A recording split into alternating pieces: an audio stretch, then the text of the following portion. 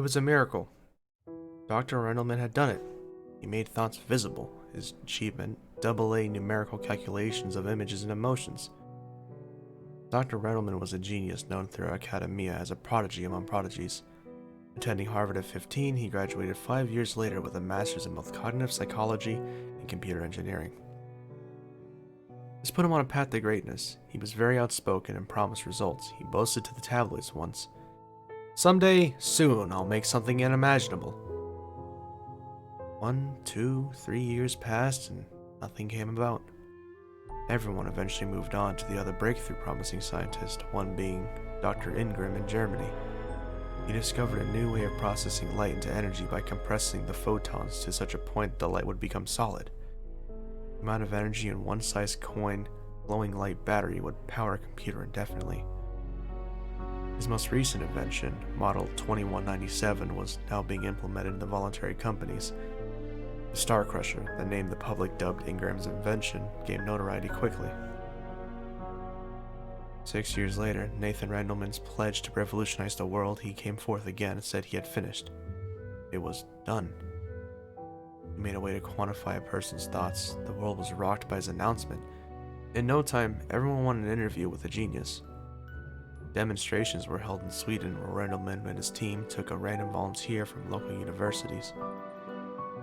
She was clearly nervous as Randleman himself placed the helmet which he said was his prized possession. It was this Nastic Infinium. Thick cords protruded all over the black and chrome helmet. They led off into a machine containing a monitor. Leaving the young woman, he went to activate the machine, the device. The crowd gasped in shock. A fluorescent purple light traveled through the crowds and to the computer behind her. The monitor was shown 5 words: joy, love, sadness, anger, and fear, displayed in a column to the left. The professor at the college began asking the young woman questions about her home life.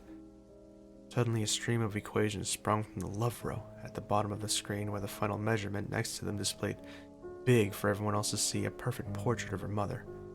The woman confirmed it with her shout of amazement.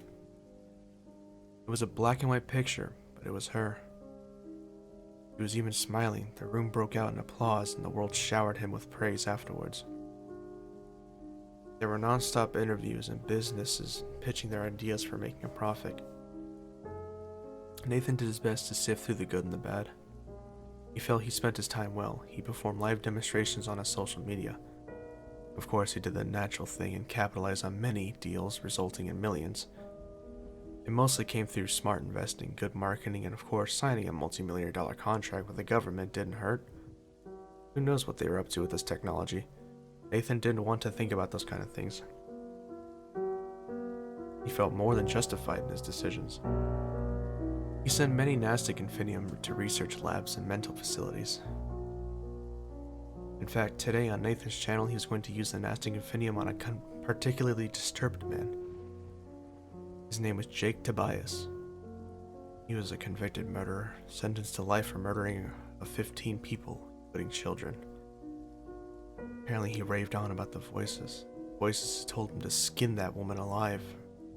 They also forced him to nail that child to his bathroom ceiling. He was obviously labeled as schizophrenic despite his vehement of denial of this. Today, the world will find out the truth. Sure enough, the man was whispering under his breath.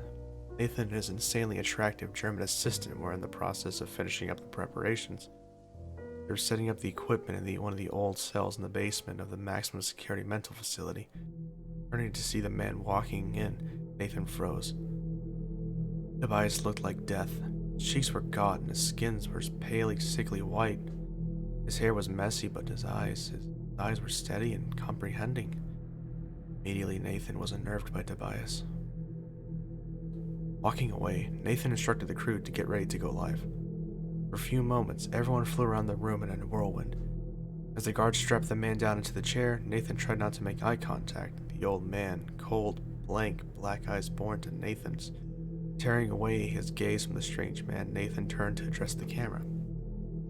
He had long gotten used to being live.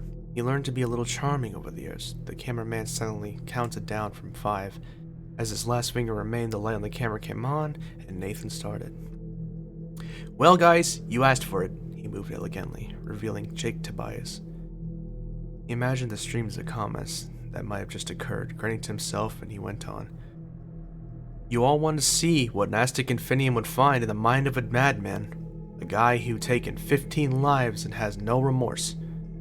Heading up to the controls, Nathan turned on the machine. The camera panned towards the screen.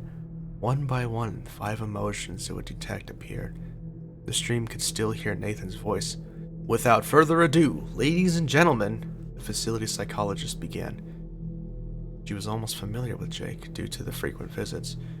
She highly advised Nathan against having Jake on, however a large sum of cash kept her from going on about her warning. Nathan couldn't not have Tobias on. The fans have been asking for this for close to 2 years now.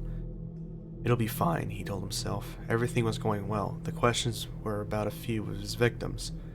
The Joyce section flooded with numbers. Soon an image of a bloodied and broken body laid in a crumpled mess. It was a woman. Her bones were bent and twisted so unnaturally you couldn't tell one end from the other.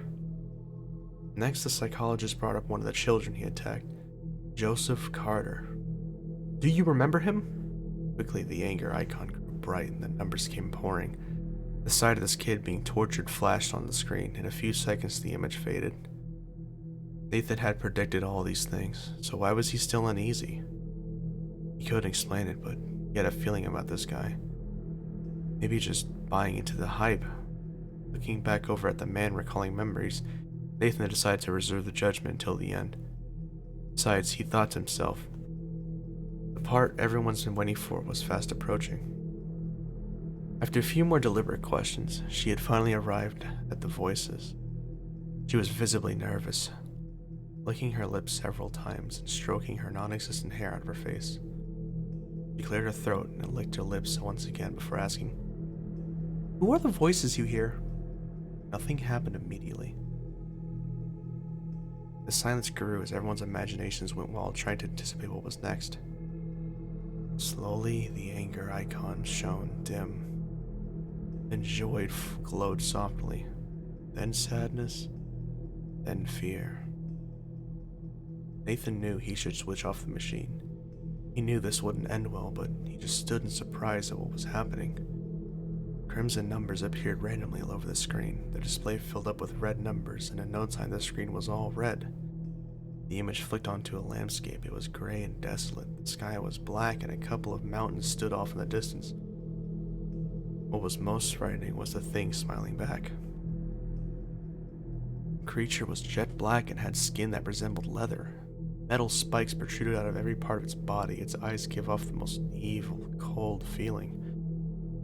The room seemed to fill with its presence. Reaching out with bloody fingers, he tapped the glass of the screen from the other side. One of the assistants obviously proclaimed, That shouldn't be possible! At the words, the creature's black eyes shined, tapped the screen again, scanning the room to find whatever it was looking for. It smiled at one assistant standing off into a corner. The look on her face was one of utter fright, the monster grin revealing 3 rows of jagged, bloodied yellow teeth. The being made a cutthroat motion while looking at the young woman. A second or two passed without anything happening. Suddenly, the woman fell on the ground. A huge spray of blood shot from her mouth, and the people nearest to her bent down to check her vitals. Someone had called a medic. He was already gone. It didn't take an expert to see her eyes were lifeless. The room froze as the creature looked around for its next victim, its gaze landing on Nathan. Its grin was larger than before. If this thing had ears, the corner of its mouth would be touching both. It gestured this time towards its chest. Almost instantly, Nathan felt his inside shifting. Pain abruptly shot through them. He ran towards Tobias, grabbed the cords of the Nastic Infinium, and he pulled it off and flung it to the other side of the room. Something was wrong. The pain was still destroying Nathan's insides. He fell to his knees in agony, eyes watering. Nathan looked back up at the still-working monitor. The dark, grotesque visage smirked back at him. He could see the thing mouthing the words, "See you soon."